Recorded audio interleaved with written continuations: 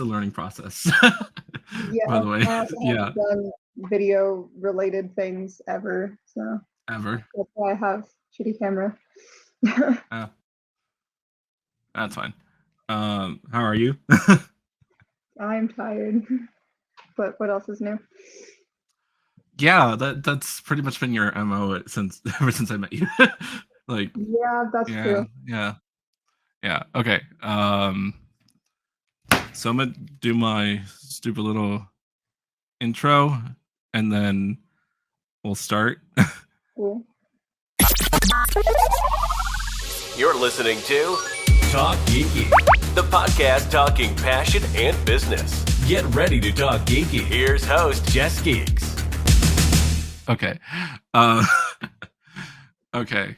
So, what animes are you currently watching? I am watching like 15 different anime, because this season has a lot of season twos that are like continuations. Oh, okay. But besides those, the ones that I'm the most interested in is Blue Lock, which is continued from last season, and then Sugar Apple Fairy Tale, which has been really fun. Um, and then Bungo Stray Dogs, but that's a continuation. Oh, okay. I'm like, so I recognize one of those. Yeah. I'm so out of it because I'm like just watching. I'm literally just watching like one from this season. What, the campfire cooking in another world or something. I It's was the told to longest watch title. that. Haven't That one gotten it is. yet. It's really good. And this character could easily be OP, but he's just like, I want to travel and eat. You know. Yeah, that's kind of how So, it is with a couple others I'm watching. Because I'm also watching the second season of By the Grace of the Gods, which is probably very oh, I've similar to heard that's that. good. Yeah, it is. Yeah. Okay. So to start off, tell people watching, listening, who are you and what do you do? That is a lot, and I hate the introduction type questions, Oh but yeah, I knew you would because I remembered that. yeah, it's fine. First day of school, come on. Yeah, basically, I'm Kisa. I am a cosplayer, photographer, and the owner of a cosplay studio in Colorado. What else do you want That's me to?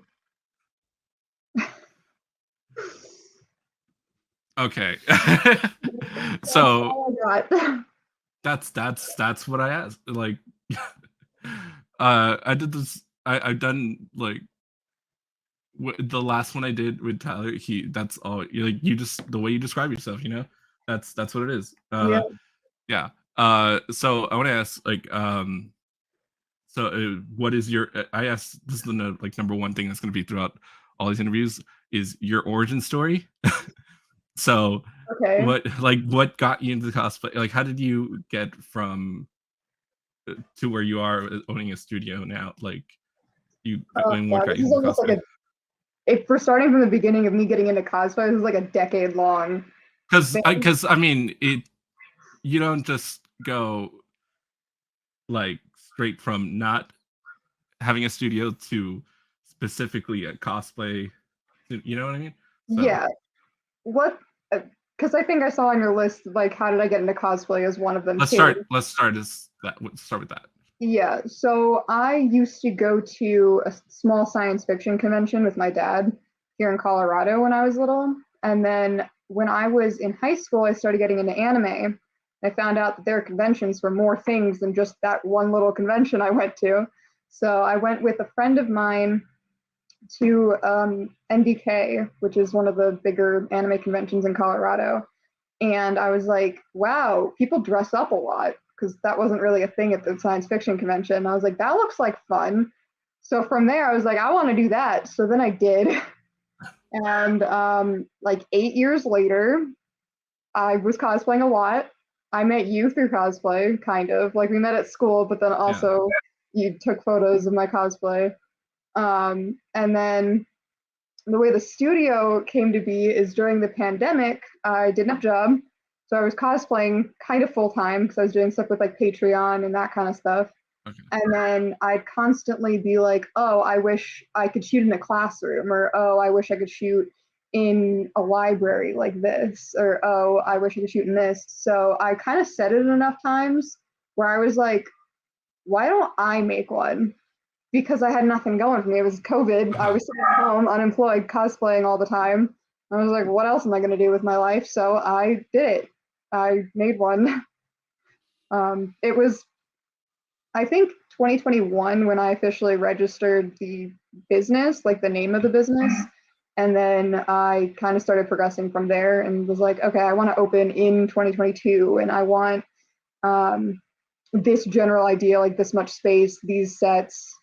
So I kind of just built it up from there. And then it was like finding funding, and then it was getting the space, finding the space, that kind of stuff. Okay. As your friend and someone who's like totally jealous, how cool is it to have your own fucking studio? It's like, is it cool, but it's also very stressful because Yeah. anytime you take like a hobby and you make it your profession, there's always a level of like, oh, I have to do this. And like, it's not a hobby anymore, it's your profession. And especially with running a studio like this, there's a lot that goes into it that like you wouldn't necessarily think of, and just a lot that's like, I don't know, I've barely even gotten to cosplay at the studio. Oh, really? Yeah. I mostly focused on having my friends cosplay here to get the promo, Okay. like the promotional stuff out, because I didn't want to be the face of the studio. I didn't want it to just be me shooting in every set. So I focused very heavily on my friend shooting. And then I got surgery in November, which was like 2 months after the studio opened. So I didn't really have time to shoot before that. And I haven't cosplayed much since then. So I haven't even shot in most of the sets. I've shot in this one a couple times. Wow. Okay. So, wait, do you have employees? How does this? No. Okay. I was like that just popped in my head. I was like, wait, like yeah. Yeah, it is just me. I did have a friend who kind of substituted in. We basically traded, like she got free use of the studio for a couple of months while she was like the receptionist during like the open house when the studio was just like open. And then she was kind of here physically running the space for the couple of months when I was recovering from surgery. But besides her helping me out and a couple other people with like physically building the space, it's all been me. Cool. Besides like building space, what was the hardest part of getting to the studio opening? Figuring out funding. Oh, okay. Definitely money. That it's just one of those things where like you have to find what works for you. My method definitely would not work for other people. It was getting investments from various people and getting loans through like the help of my parents and other people around me, which is not something everybody could do. Definitely not. But that was definitely a challenge. And then physically building the space, because I am the type of person who cannot use a drill to like put a hole in a wall. Like I literally cannot do that. So there was a lot of stuff in here that like I could not build on my own and wouldn't even try. Like these bookshelves from IKEA, I built on my own, but I had to have somebody like mount them into the wall for me because again, I can't use a drill. So that was probably personally my biggest thing of like getting somebody to help me build stuff. Okay. Nice. Wait, how many different sets do you have now? Because I know there's like different ones after opening. Yeah, so the studio is split into 2 floors. This floor up here where I'm currently in has 5 sets, and then the downstairs has 1 set that changes every 6 weeks or so. It has a room that has a bunch of like your typical paper backdrops. It has a dance space and it has a stage. So I'd say there's like 6 sets, and then there's a couple other things like a workshop, a dance space, stuff like that. Okay. So do you just offer? Sorry, I'm getting some feedback. Maybe I'm too close. So what? But do you just offer just rentals of the studio space? Like, what's the full breakdown of how business works? So there's kind of a lot because like I was saying, we have a workshop and also a dance space. So in the workshop, we offer classes. You can rent out the space if you wanted to like build a prop or work on sewing something or whatever it was you're working on. or you just wanted to use the space. Like we had somebody do a cookie decorating event around Halloween time. And then we have the dance space, so people can rent that out to practice dances, film things, stuff like that. And then we do have, like, you can rent out each of the sets for general photography use. We have open house days where you can use the entire studio. And we also host meetups and events. The workshops, do you teach any of that, or is that like other people? Not currently, just because I have no experience with teaching, so I'm kind of like hesitant to be a teacher for it. A few of my friends in the community have been doing teaching for that. There's like sewing classes, makeup classes, wig classes, stuff like that. Okay. If you were to teach something, what would you teach? Probably something on either the photography side or like posing or something like that, where it's like I don't know anybody who could like teach something like that, and nobody is like, oh, I really want to teach this. Because I had like 4 people come forward and be like, I want to teach wigs. And I was like, sorry, this person claimed it first. So probably just whatever nobody else is teaching, since I have a lot of general knowledge on a lot of subjects. Same. That's such a mood. You just kind of like everywhere, you know? Yeah. Yeah, that always, personally, that always bugs me about myself, where I'm just like, I can't, just one thing has to be. Yeah. Yeah. So like, you've gotten more and more into photography now. I know that because you've been posting your on your photography account, which awesome photos, by the way. So okay, so being on both ends now, like what would you like be your like number one tip from both ends? What? So okay, I explained that weird. Okay, so if you were to give someone advice who wanted to start either like modeling, cosplay, or whatever, or being not a word, and someone who, sorry, my brain's going a moment. Someone who wants to start being a photographer, and someone wants to start like modeling or cosplay or otherwise, like what would that be, like your number one tip for that? Advice for somebody who wants to do both. Advice for either person, like on either end. I'd say on the modeling side, the best advice I can give is to practice. I only know what I'm doing in front of a camera because I've been doing it for 8.5 years. And even then I still I haven't cosplayed in a couple of months. I get in front of the camera and I'm like, I don't know what I'm doing. I don't know how to pose.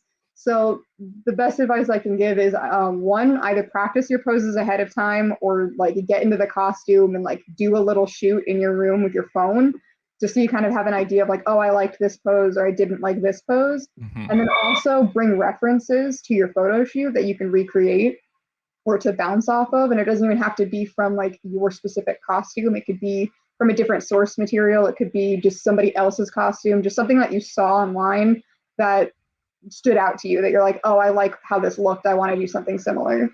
And then my advice from the photography side is probably just to have a feel for like the overall picture. Because I know some people tend to focus on like, oh, what does the background look like? Or, oh, what does the model look like? But you kind of have to focus on both. I focus pretty heavily on like how things are being framed. And I try really hard to focus on like if the model's hair is out of place or if something on their costume isn't sitting right, because I, as a cosplayer, go insane when I see those in the photos afterwards. So being on both sides, like that's the biggest thing for me as like the photographer. I also try to help with the posing as much as I can, but that's a lot harder on the photographer side because every cosplayer, every model has different styles with their posing. They kind of all do their own thing. On the note of what you said about the hair, I'm reminded of Weiss the first time. The wrong side. The wrong side for the entire photo shoot. Yeah, I still am mad about that because those photos were really good. But I can't look at them without going, the ponytail is on the wrong side. And I still hate that. At least it wasn't really like I don't think anybody ever commented on that. No, because people don't notice stuff like that unless it's Zuko or Todoroki, and then they do notice repeatedly, even if you tell them just because it's a TikTok and it mirrors the. Yeah, it's only that. That's the whole joke right there, though. Yeah. It's on the wrong side. No, it's not. Yeah, that is the joke, especially with Zuko. Yeah. But yeah, I don't know. Keeping an eye on. No, I mean that's solid. Like that. What you were saying about posing, that helps a lot on the photographer's end. There's so many times where I'm taking photos of somebody and they don't know what to do, and I'm kind of like, thought you would, kind of, like. It also is just a thing where like the photographer isn't necessarily going to know how to pose you, especially with cosplay, because they might not even know your character. Which, as a photographer, I try to. Like, if they tell me ahead of time what they're cosplaying, I'll try to know what it is. Sometimes I already do. Sometimes I don't.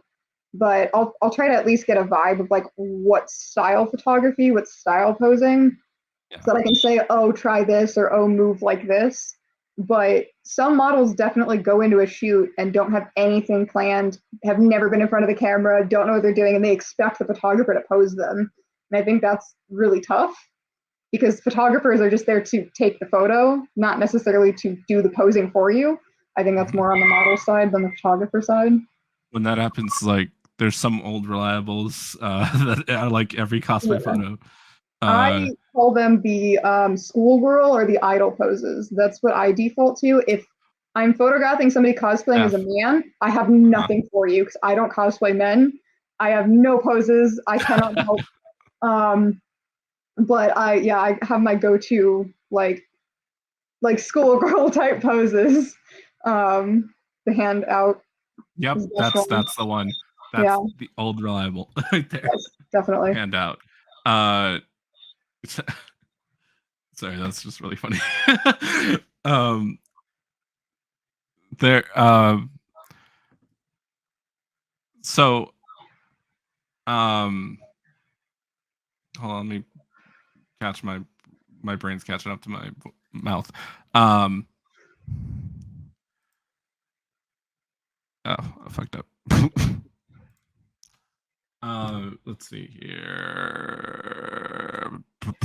I'm shooting shit now. Hold on.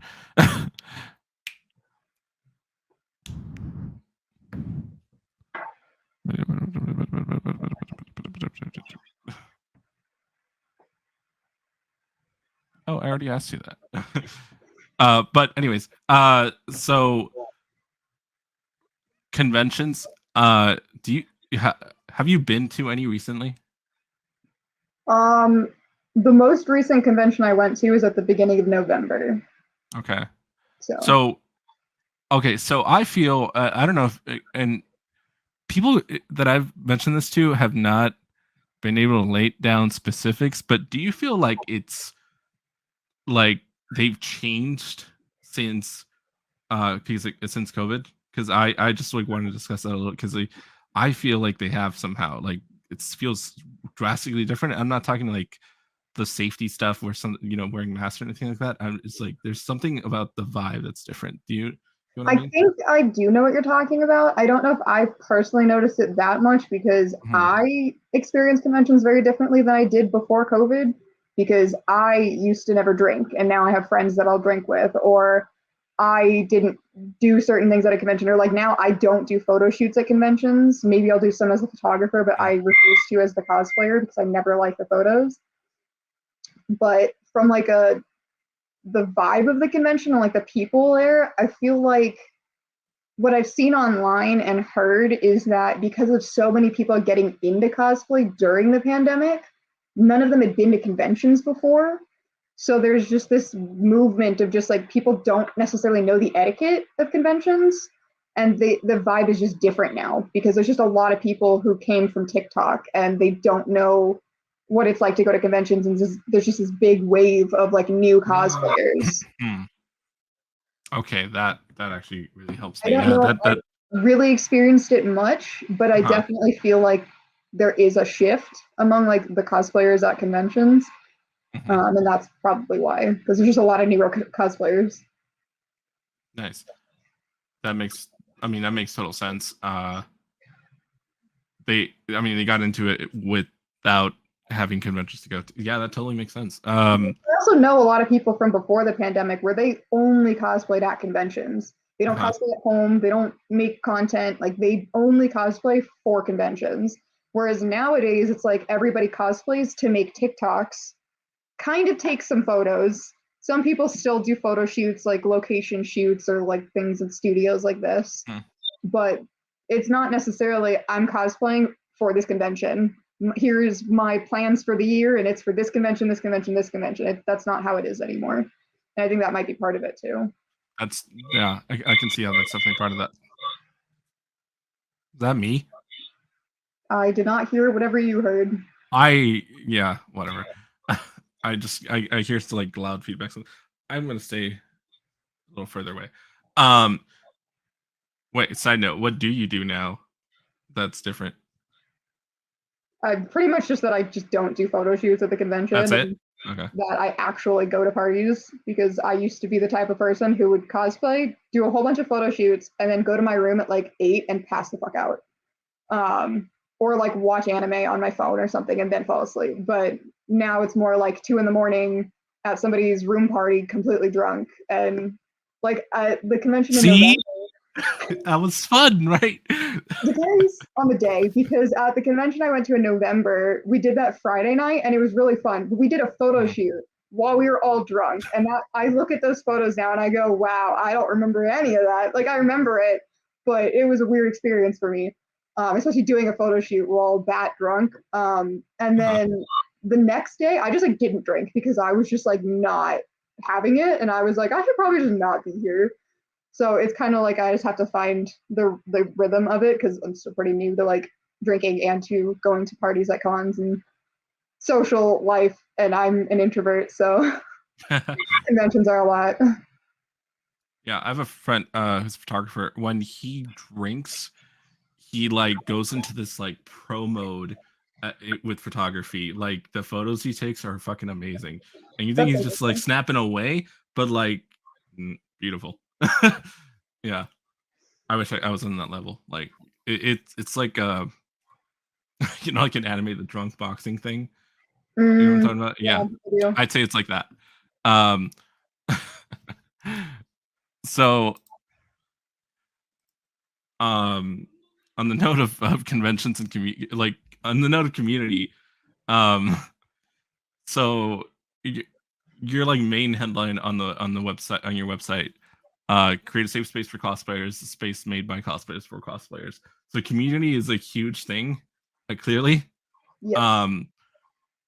So ideally, is your studio your sort of, hold on, how do I phrase this? Okay, let's start with what does community sort of mean to you? Is that sentence pretty much wrap it up what you have on your site, like a safe place where pretty we can much. kind of just The way that I see like the safe space is it's a combination of like a lot of cosplayers online, like if you're not skinny and white and like whatever, you get hate on the internet. So my studio is meant to be a safe space for anybody. You can be any race, any like part of the LGBTQ community. Like, it does not matter. It's a safe space, and if anybody is treating you differently for whatever reason, then they're no longer allowed here. It's also meant to be like, I know a lot of cosplayers are uncomfortable cosplaying in public, and that's kind of the only way you can cosplay in Colorado when it's not a convention, is like go to a park and take photos, but then you get weird stares or people coming up to you and talking to you, and that can be really uncomfortable. So having a studio and having a space that's like out of the public eye, but it's like other cosplayers, so any interaction you're getting with people is other people who are like, oh my god, I love your costume. That's kind of what I wanted out of it. Nice. Do you have a dream shoot, like either for yourself or taking photos of someone? I would love to do an underwater photo shoot as the model. I don't think I could ever handle the stress of doing that as the photographer. As for like a dream shoot as the photographer, I don't no, because for me, the photography is more just like a side thing. It's not something that I like strive for in any way. It's like oh, I can do this, and like I can help my friends by doing this, or I can like help other people because I have the equipment, I have the skills. It's not really something that I like go out of my way to do. Nice. Okay. I will say my dream set to create at the studio is an oversized like flower field. Like, like there's a lot of idol cards of it where you just see like a fairy and then the giant flowers.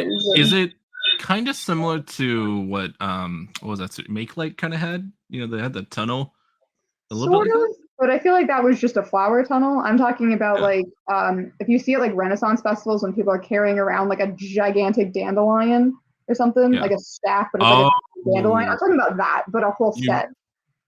So they'd all be huge. Yes. Okay. Yeah, so it makes you look like you're like this big. So I remember some idol cards. Some of them had them popping out of the flowers, didn't they? Right? Yeah, or like they'll be sitting in a flower, or they're laying on top of the flowers, or they're sitting in a tree and the flowers are like huge. Yeah, that's nice. kind of where the inspiration came from. But that's my dream set someday when I can figure out how to make it not look terrible. Okay, so what out of the people in your life, what were the like two most inspiring that kind of helped you? What do you mean? Like when like you're kind of motivated, like maybe losing motivation or something, you kind of like, does anybody inspire you in any way? To kind of. Do you mean like my personal friends or just like people I see on the internet? It could be either. I'd say my biggest like cosplay and kind of like set inspiration is Yukishiro. She's a cosplayer from, I want to say, Poland. She makes her own sets constantly just in the space in her home and does a lot of photo shoots, and she edits her own photos, and her work ethic is just like really impressive. She has a full-time job, but then also is constantly making new content, and her passion for it is really inspiring. Besides that, nobody necessarily comes to mind like off the top of my head. There's a lot of people I follow, a lot of content creators. I think on like the TikTok and like video creation side, I'd say probably Bucket Brown. So she's just really a fun personality. But yeah, that's kind of all that comes to my mind. That's cool. So all right, so I mean, I could go on and get like technical with like analytics and shit, but I'm not going to get there. So to market your studio, is it do you mainly use Instagram and TikTok and word of mouth, or is there anything else you've kind of done to kind of push? The only other things besides those that I've tried is I'll hand out like flyers at conventions. Or I'll have like somebody who's running an artist table. One of my friends, she took a stack of them and was handing them out at one of the conventions. I've also had put up flyers at like local colleges and local businesses in the area, and done the same at like local gaming stores when we were having an event based on D&D. But that's kind of the only thing that's not social media based or word of mouth. Okay, that's cool. Did that work out well? Like I don't know, because I don't really do any kind of surveys of like what brought you in, so I don't know where people were coming from. I think it's mostly the internet. I think that's kind of where most people find out about the studio, but it can also be a combination. Most of the times you have to see things multiple times before it like registers and you're like, oh, I should actually do that. So I think it's mostly like seeing it like multiple times through various like Instagram and Facebook and TikTok, and you went into a store and you're like, oh yeah, I saw that online, I should go there. Or like your friend starts talking about it and then you see it online, that kind of thing. Mm-hmm. Nice. So in whether just for yourself or for your studio, your goals for the next few years, do you have any sort of vision for that, or are you just kind of figuring out? I'm taking it one day at a time, because my personal life is being engaged and having to figure that out, and then also recovering from surgery, and then I have to get a second surgery this year.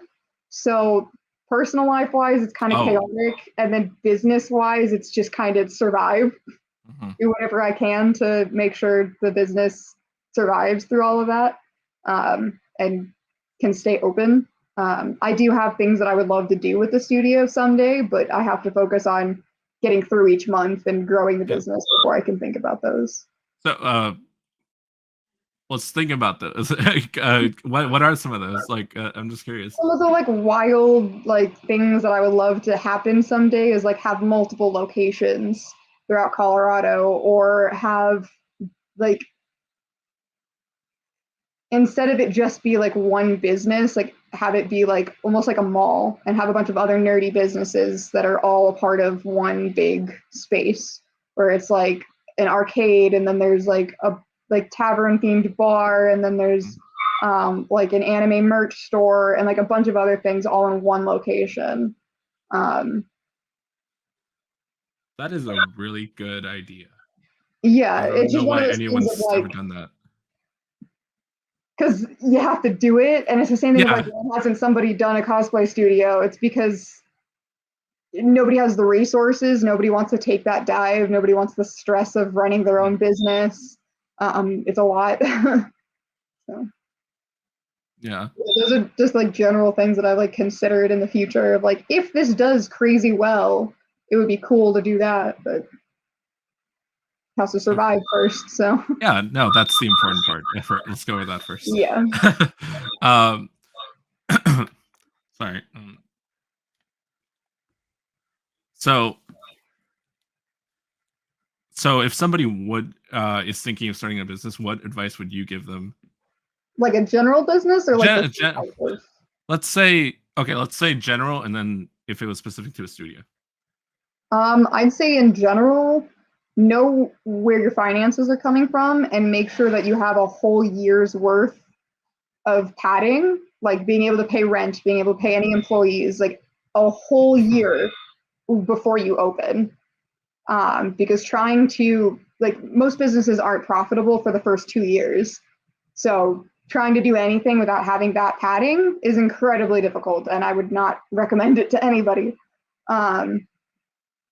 And then for like a studio specifically, I'd say keep your expectations under control. I think my biggest, not necessarily regret, but the biggest like challenge that I'm facing currently is that I had so many things that I wanted out of this studio, like the workshop and the dance space, and having so many sets and having so much space, that it kind of like blew out of proportion to an extent. Like I do think I might have been able to like narrow it down to like a smaller, more manageable amount, and then in the future expanded, which is what some people told me to do in the first place. But in my brain, I was like, this is the small version.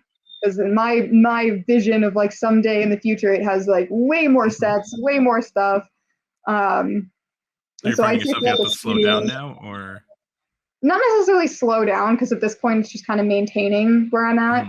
But I think if I had like manage the resources slightly better of like how much I invested in each set, like this set, for example, like how much money went into it, like all the different books on the shelves, because like I had no idea how many I need until it was there. And those are the types of things where like you should do the math. You should like measure the bookshelf and know how many books you're going to need for it, know how much that's going to cost, stuff like that. Don't just like wing it or guess. Kind of have to figure that out up front and know if it's worth it or not. Maybe like research a bit in your community of like what cosplay sets people are interested in, because what I thought would be the most popular was the bedroom, but the actual most popular is this library. Oh, really? Have you asked people why? Library has been very popular. The bedroom too, because that gets a bit of like non-cosplay use. But this set is probably the most popular among cosplayers currently. Have you considering doing some sets, or in some way, kind of, because you mentioned you're trying to maintain, so like appealing in some way to non-cosplayers besides and I already do. I tend to market to just like the general like photography, model, cosplayer space, and then also like nerdy spaces. Having meetups that are just like general, and then target like photographers and models, and then also cosplayers, and then having meetups that are themed, so like a D&D themed, and then marketing towards anybody who's interested in D&D, and that's not just cosplayers or photographers. So those kinds of things. Like for me, community isn't just cosplayers, it's also photographers and other models and anyone nerdy, and it's other small businesses in the area, because I think that they should help support each other. And I'm starting to work towards like pairing up with a couple other businesses in the area. So artists and have you done any kind of partnerships like that, or? Still kind of working on it.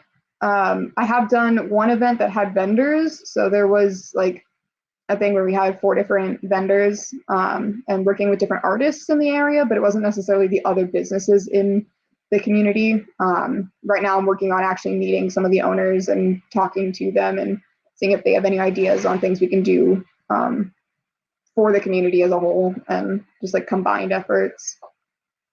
That just is so interesting you're there with that, because that's kind of where I'm going with this next. Yeah, because there's some people I know that like own like, you know, local comic shops and stuff like that. And so I don't know if you, because I didn't talk about it too much, but me and Tyler, I don't know if you remember him from school, we had our own like small business that we kind of call it the album that never made it or something like that. I forget what we called it, because it never like fully took off. Even we were kind of alive for like 3 years, and then we kind of, you know, shut it down.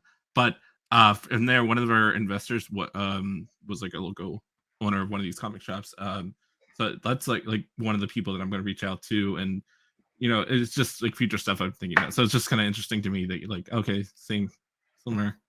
Yeah. Yeah. So yeah, cool.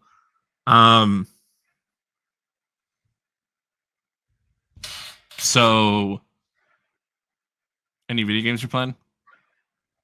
I just play Genshin. Kind of playing Fire Emblem Engage, but that's like something I do with my fiance. I do the like maintenance in the game, and he does the fighting, but he's not really in the mood to play, so we don't play it that much. But theoretically, we are playing Fire Emblem Engage. Nice. He's still big on Yu-Gi-Oh? Huh? Is he still big on Yu-Gi-Oh? Oh yeah. He even goes to a card shop every Thursday. And nice. Nice. Because I'm definitely like bringing a deck with me when I go, whenever, some point up there.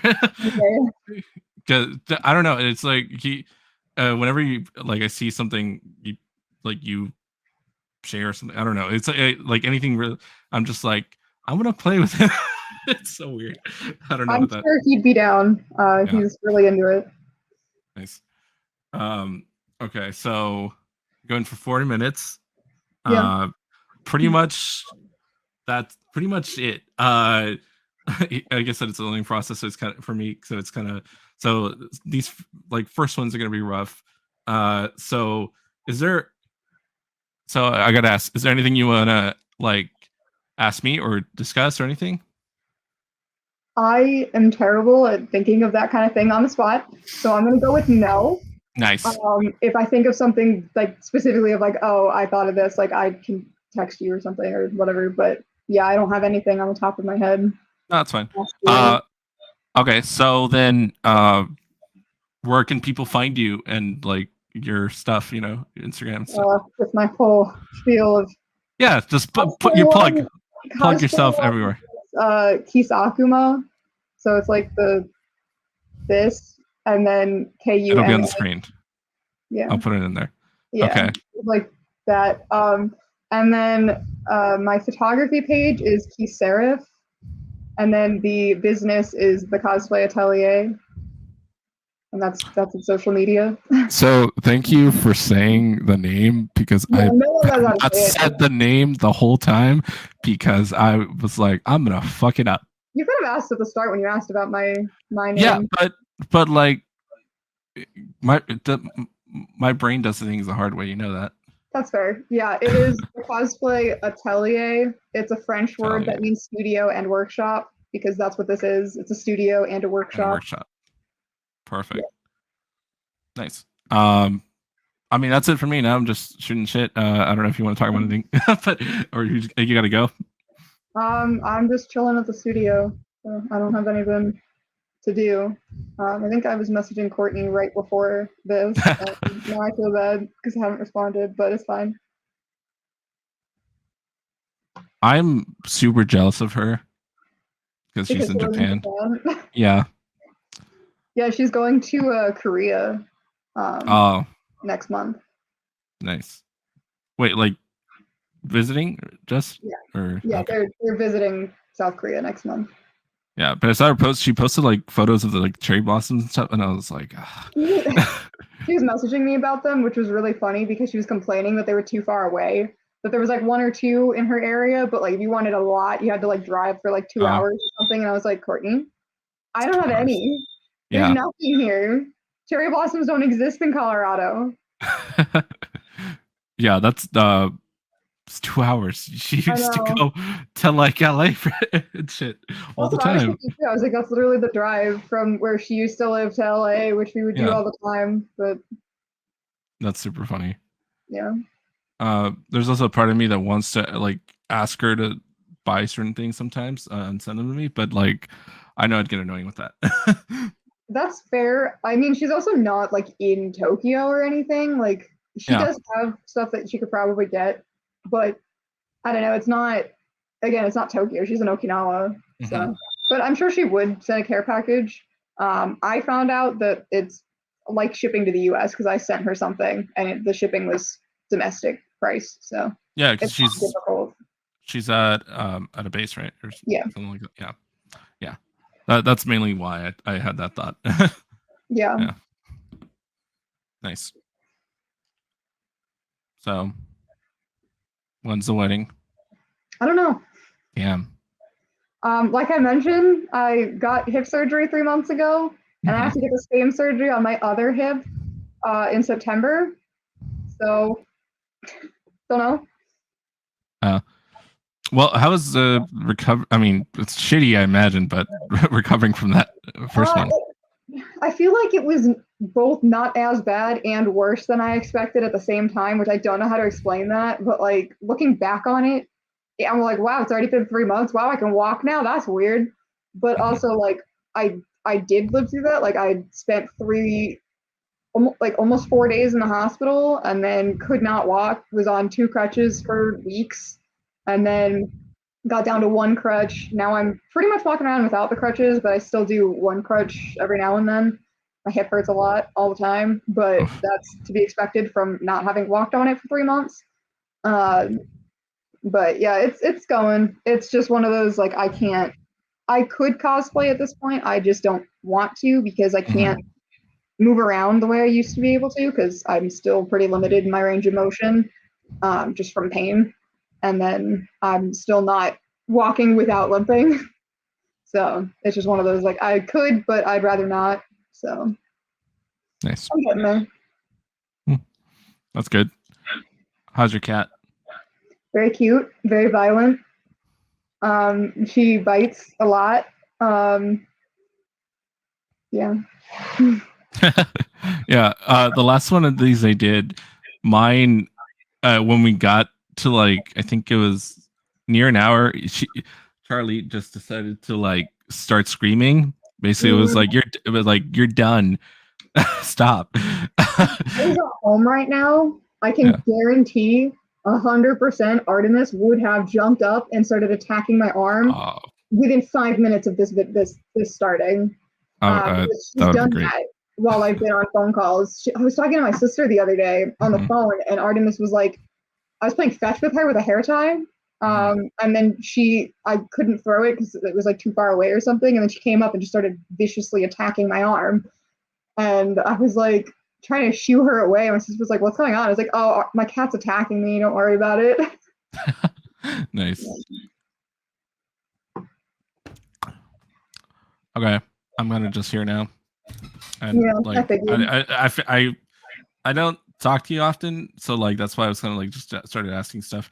Yeah, I figured. Because I mean, you know me, we like we communicate through memes and TikTok. Pretty much, if at all. Yeah. And it will be like once a month, if that. You'll be like, oh, Yeah. hey, here's this thing. Or I'll just send you cat videos. That's Yeah, it. It's just I love cat that. videos. I love that. Yeah. No, because you're like one of those people that like if I see in person, it's like right away. Like nothing, no time, not really much time passed. So I don't feel a need to Are barrage you with you random ass things. are you gonna go to ALA the next Next, one? the next one, yeah. Didn't go this past one. So the one you last went to, I didn't go because I had COVID. Yeah, so did I. This wait, what? I didn't know I had it until the last day of the convention. But yeah, I very much had COVID during that ALA. Wow. I was sick, but come on, I'm sick at every ALA, every single Yeah, ALA. no, that's fair.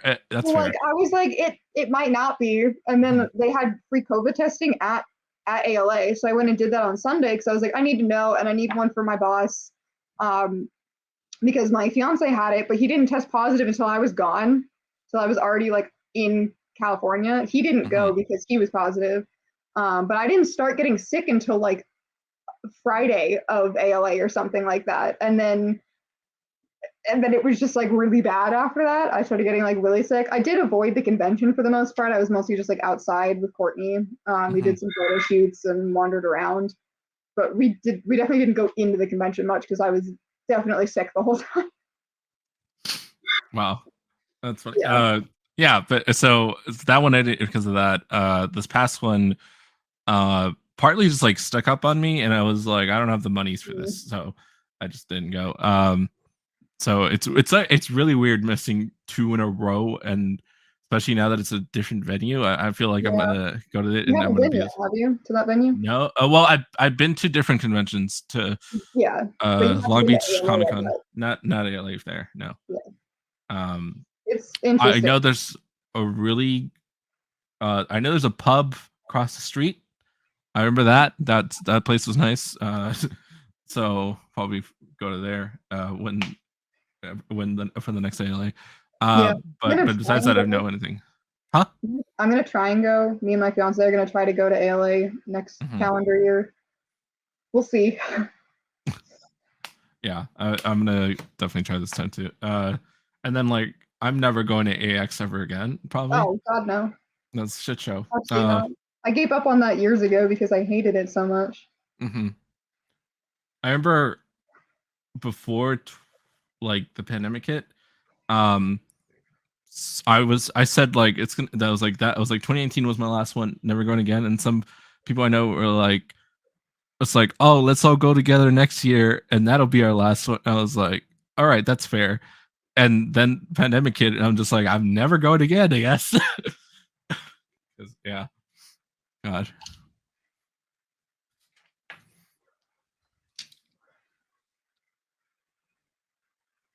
Courtney was messaging me about anime.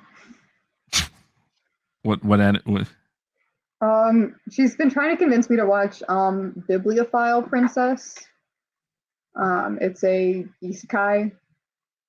I figured. I mean, the name would fit Ascendance of a Bookworm, probably. Yes, but not child. It's more of a romance.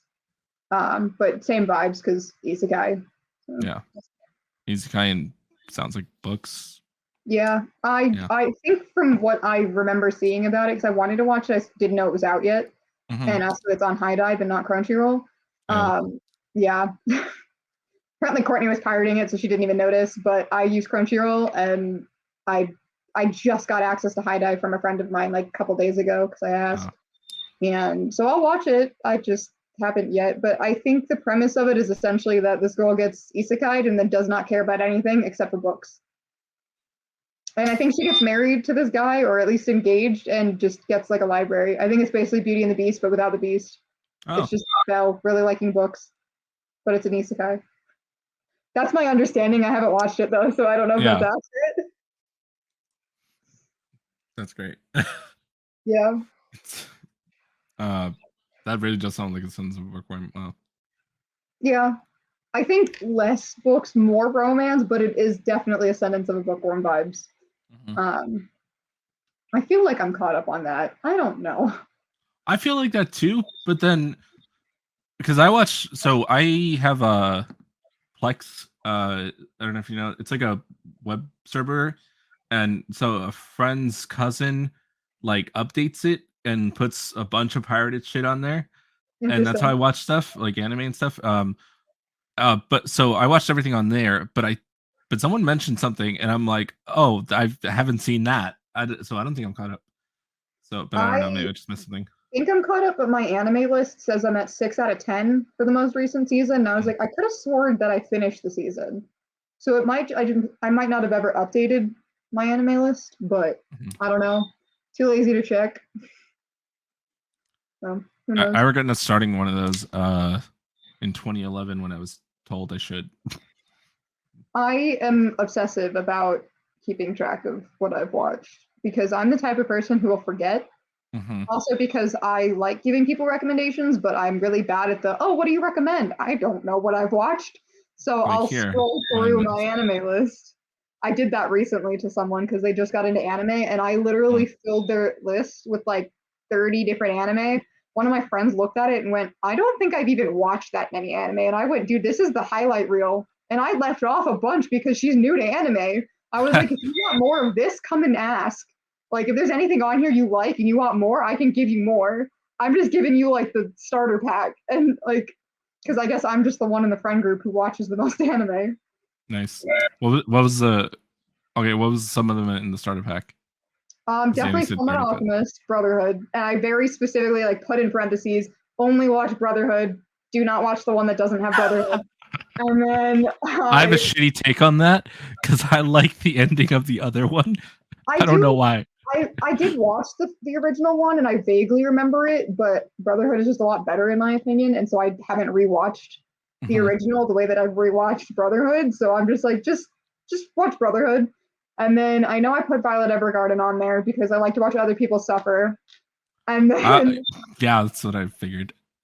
Because I was like, I was about to say, didn't you like fucking? I remember you you cried on that. So. I have watched it multiple times, and I can tell you the reason for crying is episode 10 specifically. Like other episodes are also sad, which will also make me cry because I'm a baby.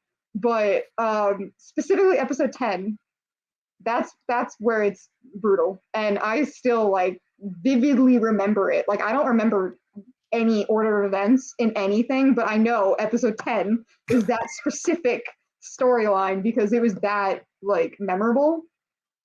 Other shows I put on the list, I know I put Happy Sugar Life, and I think I put Future Diary because I was like, how do you feel about women who kill people because they like the significant other essentially? And she was like, yeah, sure, cool. And I don't remember what else I put on there. I went down my whole anime list. I know I put Assassination Classroom.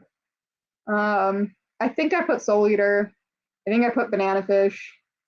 If I didn't put something, somebody else tended to because they're just like big popular ones. And I was like, should I put this? And they're like, yes. And I was like, okay, cool. So there's a lot. So Future Diaries, when that came out, not when that came out, when everybody went nuts for Squid Game, I was like, this is a mid anime. This is why is I was just like better death games than that.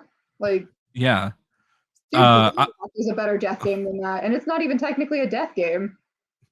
Yeah, exactly. So I was like so fucking confused why everyone was going nuts over it. You know, I was like, it's just it was popular among people who, one, don't watch K-dramas and two, don't watch anime.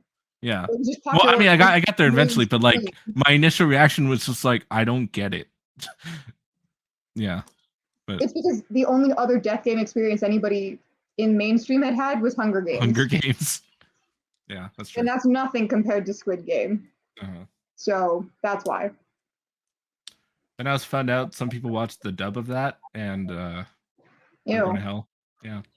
That was No. I've been watching a lot of dubbed anime lately because I literally cannot sit through watching subtitles. Dubbed But anime nowadays is much better. There's yes, certain voice actors that I don't like, so I try to avoid those.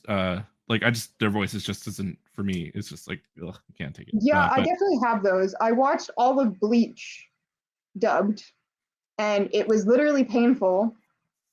I have not watched Thousand Year Blood War arc, but watching all of Bleach in general is painful because you get to the Bount arc and you want to. Oh, well, that's why. I skipped all filler because I have run into that arc before because I tried to watch Bleach 3 separate times, got to that arc, and dropped it. So I very specifically on this rewatch had a list open on my phone for months of just filler for Bleach. Skipped all of it. Skipped all that of it. Arc is like 100 something episodes in. So yeah. I watched up to that, and then I got to that, and I fucking stopped. It's terrible. Or something. It's like episodes 60 to 90, somewhere in there. Because I remember the first time I quit, it was around episode 80, and it was in the Bount arc. So like the fact that it was so terrible that it made me stop watching after I was so invested. Like that's exactly what happened to me too. It was that arc is really bad. So I very specifically skipped all the filler. But yeah, the dub was not good, especially like Orihime. Hurt to listen to. And it didn't really get better. Like it kind of did because the graphics got better. Time went on. Like it was a long show. But yeah, it was always fairly bad, to be honest. But I'm also not really in a long running shonen type of a headspace anymore. So. Oh really? I don't know. There's just something about it. You watch? Did you watch One Piece? I technically still do, but I haven't watched it in like 2 years. So I'm probably, I think the last episode I watched was like episode 1002 or 1001. Yeah. Yeah, I'm pretty sure that was a while ago. Yeah, at least 2 years. I'm gonna let you go. Okay. All right. Thanks for this. I'll let you know when it goes up.